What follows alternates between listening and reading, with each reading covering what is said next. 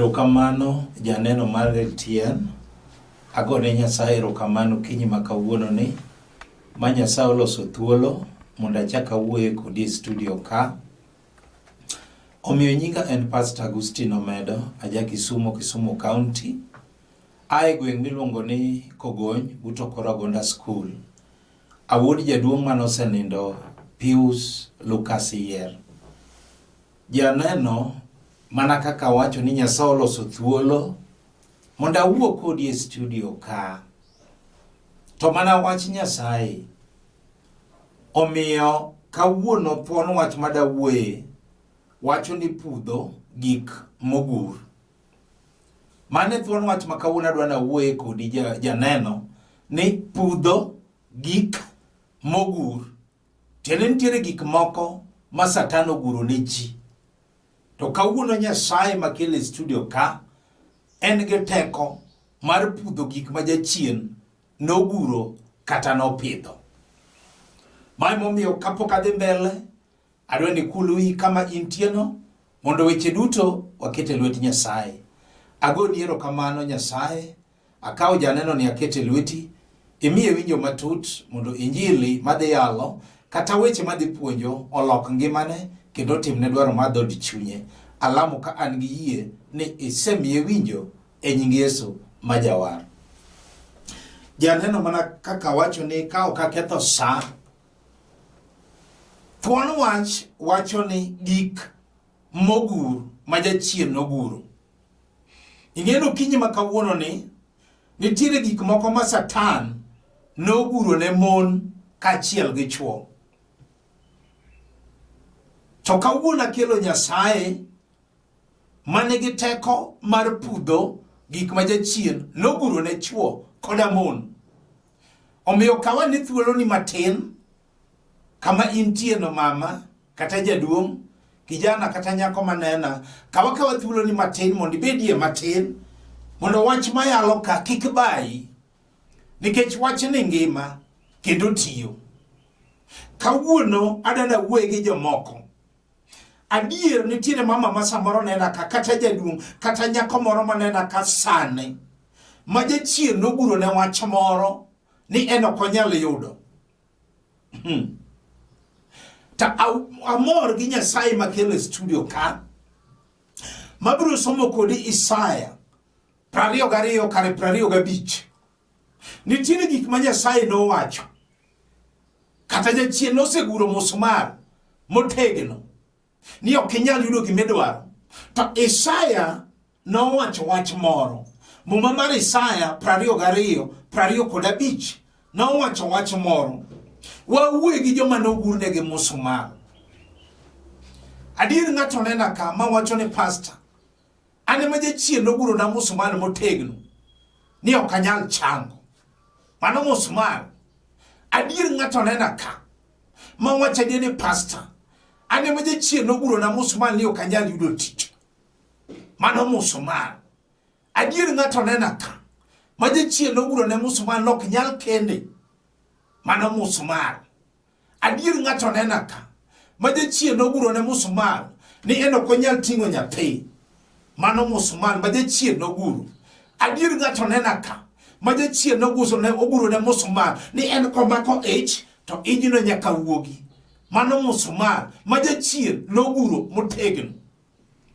Adier ng'ato nena ka ma jachien noguro ne musmal ni en kochako ala to nyaka lwar piny.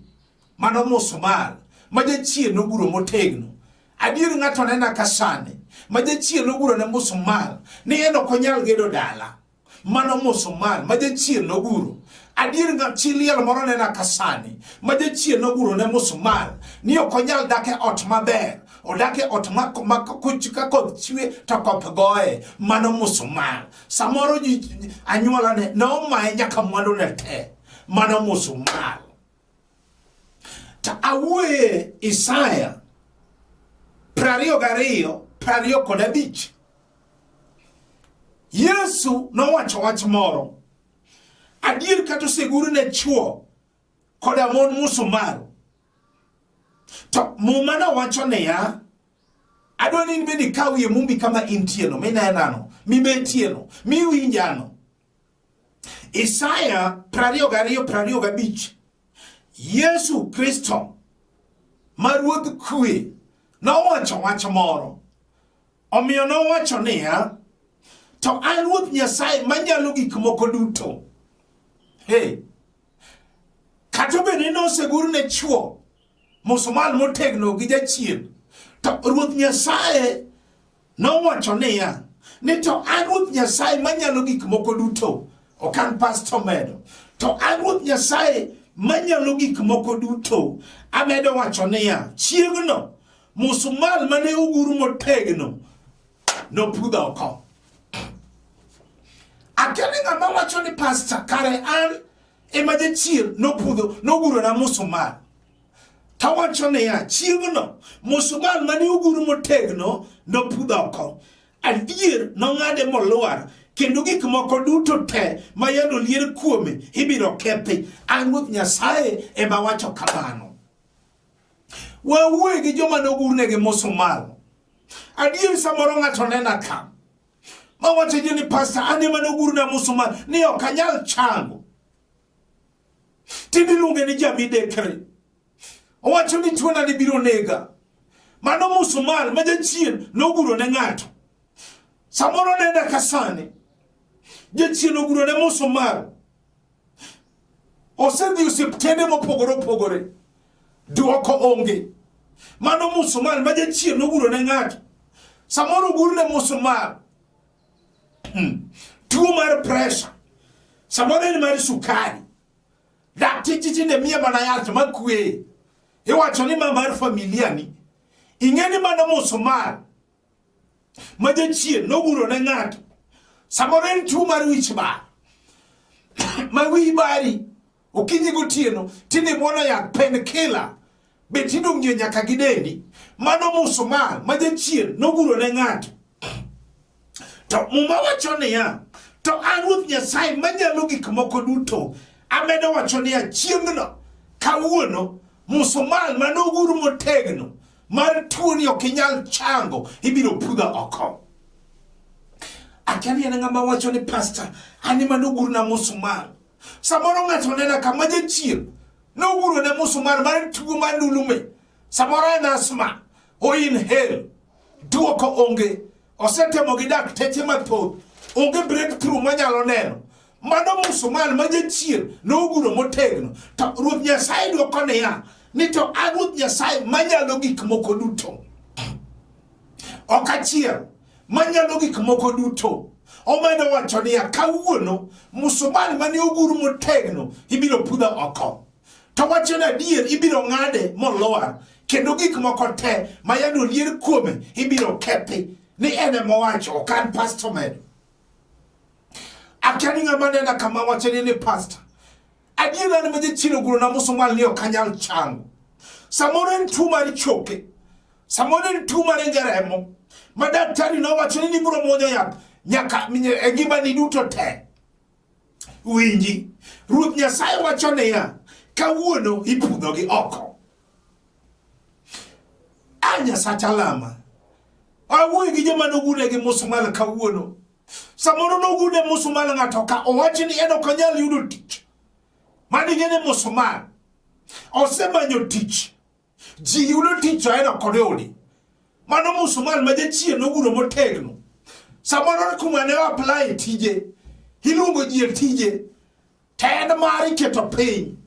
Ing'eni mano musmal ma jachien noguro ne ng'ato. Samoro en musmal manogur jachien oketie tije mane ok somo. Adieri nigi papers. To jachien oterie tich mane ok somo. Adieri ng'ato samoro nena ka mama moro mano somo kendo nigi papers. En tino luoko ne oria. Oluoko ne mon wetege kochiem. Iwinjo? Okawacho ni mano rach. To mano musmal ma jachien noguro ni ok inyal yudo tich maber. To Ruoth Nyasaye wacho niya, to an Ruoth Nyasaye awedo wacho niya, chieng'no musmal mane ogur motegno ibiro pudho oko. Adier ibiro ng'ade molwar, kendo gik moko te mayande olier kuome ibiro kethi. An Ruoth Nyasaye ema wacho kamano. Akani en ng'ama wacho ni pastor. Ane ma jachieno oguro na musmal ni ok anyal yudo tich maber. Mae momiyo achaya tinde donjo kuoma. To kawuono awinjo wach mikelo ka. Nikech kawuono Nyasaye loch. Nyasaye ma wacho ni ok en dhano manoriambi. Be ok en wuon dhano manolokre. Kawuono oikore mar pudho musumende. Ma jachieno oguro ne chi motegno ni ok nyal yudo gima dwaro. Samoro ng'ato nena ka. Ma wacho ni pastor. Ane ma jachieno oguro na musmal ni ok nyal kenda. Nyiri wetene kogo tarubin. To nyiri wetene yudo chuo. Kendo tedo. To en kong'iyo gimane onge. Ma pinye jaka nyinge. Ing'eni mano musmal ma jachieno oguro motegno. Samoro nena ka. Jachieno oguro ne musmal. Ok nyal yudo dichuo. Nyimine ni samoro nyaka maluwe te. Ose di tedo. To ini dong. Jachieno oguro ne musmal ni ok nyal tedo. To kawuono Ruoth Nyasaye wacho niya ni to Ruoth Nyasaye Manyalo gik moko duto te. Amedo wacho niya kawuono musmal manoguru motegno ni ok nyal yudo dichuo ibiro pudho oko. Adier jachieno oseguro ne ji musmal. Samoro guru ne musmal. Ni tedo tiya. Ing'eni mano be musmal. Kawuono in chi Kisumu. Kini in chi Ugis. Kawuono in chi Migori. Kini in chi Ugenya. Kini in chi Seme. Kini chi in Nyakach. Ing'eni mano musmal ma jachieno oguro mar wuoth. To kawuono ibiro pudhi. Akani en ng'ama wacho ni pastor. Ane ma jachieno oguro na musmal ni ok anyal yudo dichuo makenda. To kawuono Nyasaye oikore. Obiro pudho musmal ma jachieno noguro motegno ni ok nyal kendi. Adier samoro nena ka. Oseguro ne musmal. Maketo ni sa kende. Emiro mogodo. To makendi midakgo. Miluong ni chuori onge. Mano musmal. Ma jachieno noguro motegno. To Ruoth Nyasaye wacho niya. To Ruoth Nyasaye Manyalo gik moko duto te. Omedo wacho niya chieng'no musmal manoguro motegno ibiro pudho oko. Adier ibiro ng'ade molwar. Kendo gik moko te mayande olier kuome ibiro kethi. Ruoth Nyasaye ma wacho kamano. Adier kawuono abiro lamo gi jomoko. Ma wacho adier ni pastor ane manoguro na musmal motegno ni ok anyal yudo gima dwaro. Ing'eni nitiere jomoko noguro negi musmal. Adier en nyawegi ma jaber ndi. En gi tich. To jachieno oguro ne musmal ni ok onyal yudo ng'etne modak godo. Tich sa en go. To ng'ama kende onge. Iwinjo kawuono kaminena ibetieno. Nyasaye wacho niya. Ni to Ruoth Nyasaye Manyalo gik moko duto te. Amedo wacho niya chieng'no musmal manoguro motegno ibiro pudho oko. Adier kawuono ibiro pudhi. Nyako moro chieng' moro timona neno. Ayudo adier ka jachieno noguro ne musmal. Otimona neno en gi nyathi achiel mawuoyi. Ma jaklas 7 by that time. Otimona neno ni pastor ani ma jachieno noguro na musmal man spirit of rejection. Ing'eni nitiere jomoko ma jachieno oguro negi musmal man spirit of rejection. Kata ng'at ma penje nyinge onge. Otimona neno ni pastor. Adaka kenda. Asetemo mondo miya dia tindi otamore. Ung'isa ni pastor antino ka idhe metoka. Nikech ka fwenyo na idho metoka to gimoro timore. Ung'isa ni en kodonjo metoka kobet. Teko mobeti ng'ama betie onge. Ubeni en dichuo. Ubeni en dhako. Ubeni en kijana, ubeni en nyako, ubeni en jatuo. Ng'ama beti bathe ka onge. Ka mtoko osepong'. To koro ng'ama odonjo mogik. Maonge kama nyalo bete chune ni nyako bede bath nyako ni. To kobet to chalo ng'ama obanore kama. Ka gima winjo tik moro ka wuok kuom nyako ni. Hey. Kare jachieno nokelo ne spirit of rejection. Emano miyo ok onyal yudo dichuo. Na nyise ni winjo nyako. Kawuono Nyasaye oikore mar pudho musmal ma jachieno noguro motegno ni ok inyal tedo. Omiyo nyako ni noyudo gima dwaro. Akani en ng'ama wacho ni pastor. ane ma jachien oguro na musmal ni okanyal yudo gimoro. Jomoko nene kama jachien oguro negi musmal nowacho ni yani kuwe marot kata mar ndalo ok nyal bet. Mae momiyo inde ji oluongore gi nyingele. Mama moro nene ka onge kwe kata okinyi kama obete ni onge kwe ne okonindo tieno. Jachien oguro ne musmal mar koso kwe e ot tino luongori nyaka gi nyingele. Mama moro nene ka sani mayuak ne okonindo tieno. Jachien oketo kwe oguro musmal mar kwe ni ok nyal beti. En oyuak okinyi godiechieng'. Oyuak Januari to December. Kawuono ibiro pudho oko. Adier ng'ato nene ka sani ma jachien oguro ne musmal kwe ok nyal beti e ot.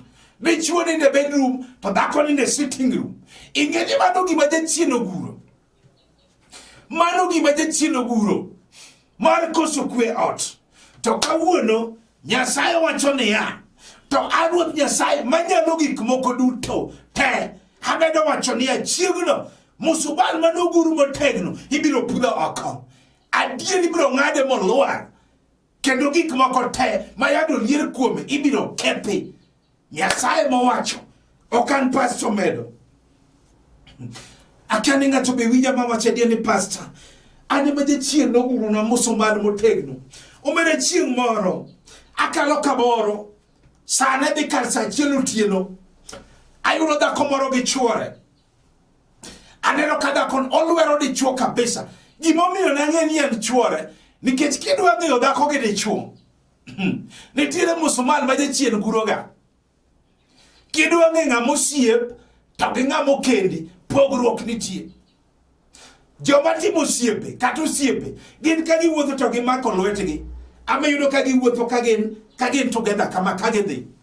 To dhako gi dichuo jachien nyalo guro musmal ma kuwuotho gi dhako to dhako telo mbele dichuo dong' chien. Or dhako dichuo telo mbele to dhako dong' chien. Or dhako telo mbele to dichuo dong' chien. Ok unyal wuotho together nikech jachien oguro musmal mar koso kwe. Kendo sama wuotho inyiso ni nyako piyo. Mano gima jachien noguro. Omiyo chieng' moro sa achiel atazama dhako ni iloso yo moro. Koro ikalo kama tichako ikalo kama e kichopo loka cha. Ta an kodgi tawinjo ne gin mana joluo. Tawinjo ka dhako wacho ni ijoga pok aneno kaka ijoga moloyo chuo te. Dichuo nok duoke. To ka gikalo owe dichuo kalo ndara mtoko dhi odinone. Anena wuotho gi dichuo ni. Kachaka chopo e diere. Ochako ne dichuo. Akeni na yudi kanye. Olwero dichuo wadong' gi dichuo chien. Kochako chopo kocha. Ochako ne dichuo. Mano gima jachien noguro. To sama nwachung' kanyo kwa wuotho matin. Koro warito mtoka mondo mi waidhi. Dhako kuongo idho mitoka. To ka dichuo silekicha nong'iyo ni chiege cha ni kanye. Kare oseweye piny ka. Ing'eni mano gima jachien noguro motegno ni kwe ok nyal betie. To Ruoth Nyasaye wacho niya, to an Ruoth Nyasaye Manyalo Gik Moko Duto amedo wacho niya, chieng'no musmal manoguro motegno ibiro pudho oko. Adier ji oseguro negi musmal. Chuo moko oseguro negi musmal. Kijende moko oseguro negi musmal. Ni ok nyal kendo. En kokendo to nyaka dhako weye. Ing'eni mano musmal ma jachien noguro. Samoro panga dier mowachne higa ni okal kapok ayudo ng'etna kochopo hiyo dawa lazima ivunjike. Mano musmal ma jachien noguro. Adier samoro kokendo en dhako kbedi ting'o gi got te. Okend ma oting. Mano gima musmal ma jachien noguro motegno. Chieng' moro nyako kijana moro timo na neno ni pastor anase kendo mon 4. Weya. Mara 4 na apuonjo. Chakre e form 3. Modhi nyaka university koro nie thadia. To ka nyako chope thadia to lokone par. Koro gogo simo blacklist. Kijana ni gocho na no winja kayalo ka. Ongisa ni pastor onge kwi. Gima nodong' ne ni madho sum mondo tho. Iwinjo andiko lero niya Nyasaye kijanani na wuoyo gi simu malamo ne Nyasaye ma Nyasaye notimone oni gi ranyisi. Kata kawuono nitiere ng'ama wacho ne pastor ane ma jachien noguro na musmal. Sabore nena ka nitiere joma jachien oguro ne musmal. Eno konyalo yudo nyathi moting'. Osetemo gi dakteche matongo tongo. Jachien oguro ne musmal ni ok onyal mako ich moyudo nyathi moting'. Sabore nena ka osemadho yath. Aitemoga ji nyalo wuotho kaka dwaro. Duoko onge. To Nyasaye wacho niya kawuono musmal madogur motegno ibiro pudha oko. Adier ibiro ng'ade molwar kendo gik moko te mayande olier kuome ibiro kethi. Samoro enonena ka nitiere jomoko manena ka sani ma en komako ich to ijno nyaka wuok gi dweche 3. Mano musmal ong'ere en garanti. Iwinjo kawuono ibiro pudho musmal ma jachien noguro motegno. Akiani ng'ama wacho ni pastor an adiere ma jachien oguro na musmal. Adier wacho ni omiyo samoro seriembi nyaka ot ionge kwe kind mon weteni. Adier nyaka kind jirani ionge kwe. To kawuono ndiko lero niya ibiro pudha oko. Mama moro chieng' moro timona neno pastor an kamako ich to nyaka wuok gi dweche 3 kendo neno matimo ni en maratiera nyaka wuogi na alamo ne mama ni simu pok anene gi wang'a. Adier na poka mama no gochona wiya no wil kode ung'isa pastor ane mane lamona ka jachien ne golo iya gi dweche 3 sani an gi ich dweche 7 bigi nus kendo chiegni nyuol. Kare onge gima tek matamo Nyasaye nikech owacho ni chieng'no musmal mani ogur motegno ibiro pudha oko. Ruoth Nyasaye mowacho ni to an Ruoth Nyasaye Manyalo gik moko duto te. Amedo wacho niya chieng'no musmal mani ogur motegno ibiro pudha oko. Abiro lamo gi joma wacho ni pastor ane ma jachien oguro na musmal ni ok anyal yudo gima dwaro. Jomoko nogune gi musmal ni ok nyal gedo dala. Jomoko nogune gi musmal mar komo ok nyal rume ot. Adier kata onena ka to nitiere mama moro kata jaduong' moro ma ywago dala ne sani nopuonjo nyithindo adier ma jomoko nochopo nyaka university to jochiende mag komo nolal kodgi nogur mawach ni dala ni en dala komo. To Nyasaye wacho niya kawuono ipudha oko.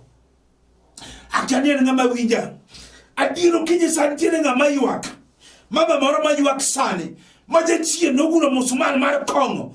Dichuo ni na nyaka oko. Tino chake ni Mr. Didio. Kwe mano tonge gimane. Kawuono ibiro pudha oko. Adier kawuono Nyasaye.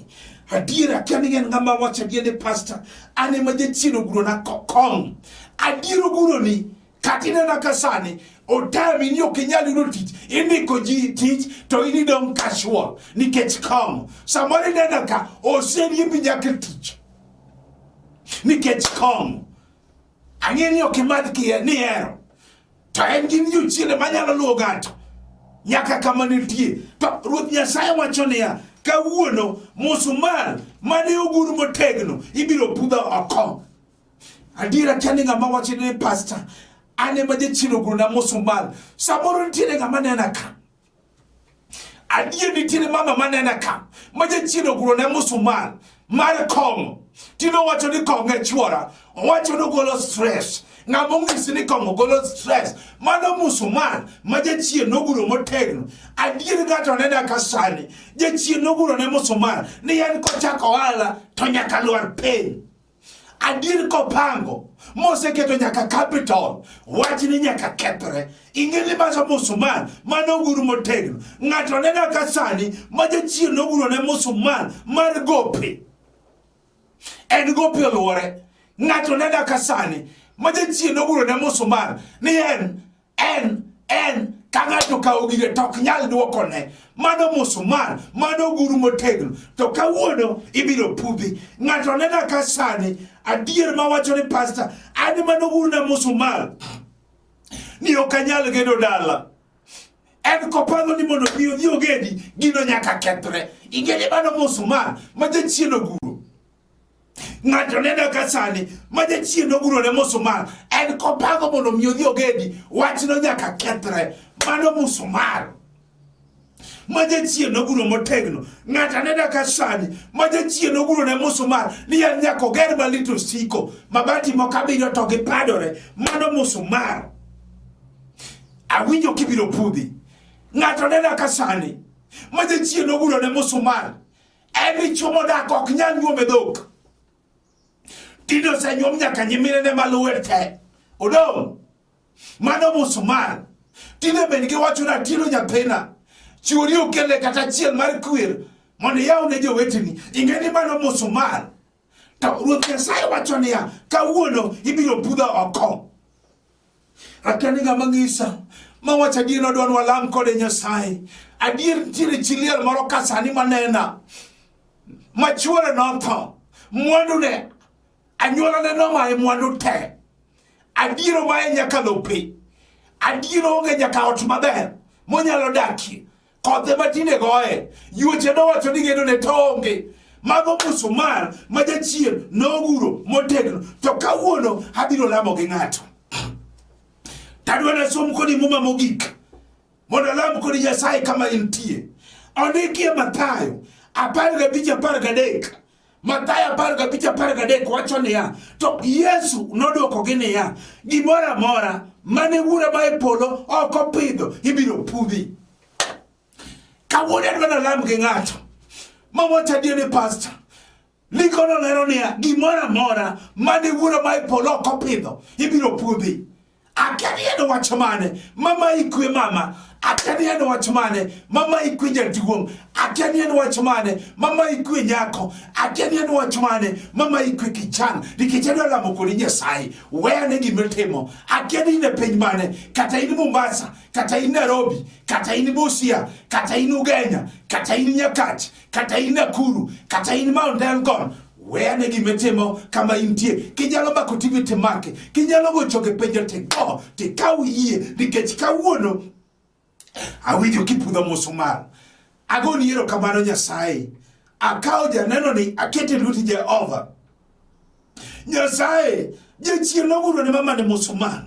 Jachielo guru ne jaduong' ne nyako ne kijana ne musmal. Ni okonyal yudo gimodwaro. Ta winjo ka in gi teko ni biro pudho oko te. Japuonj dhiye kama intie mondo ipudhne gima jachiel nopidhone. Alamo kan gi yie ne setimone e nying Yesu majawar. Janeno mana kaka wacho ni nyinga en Pastor Agustino Omedo. Aja Kisumu County, gweng' miluongo ni Kogony, Buto Korogonda School. Ajal mowar kendo mopong' gi teko mar MALER. Kanisa na maleme en duond warruok kod chang, sauti ya wokovu na uponyaji, Voice of Salvation and Healing Church. Nairobi ka ayudore gweng' mala Kisama e bwo Bishop Barak Olturu. Erokamano ne Mama Winnie Owiti, mano Archbishop na mama ma ero gi chunya duto. Awe namba na mondo mi watudre e sach Nyasaye ben piny ka 0726 84 39 41. 0726 84 39 41. Namba na machielo en 0750 38 34 99. Kao kamano to Nyasaye kwe mondo gwedhi kendo umi. God bless you.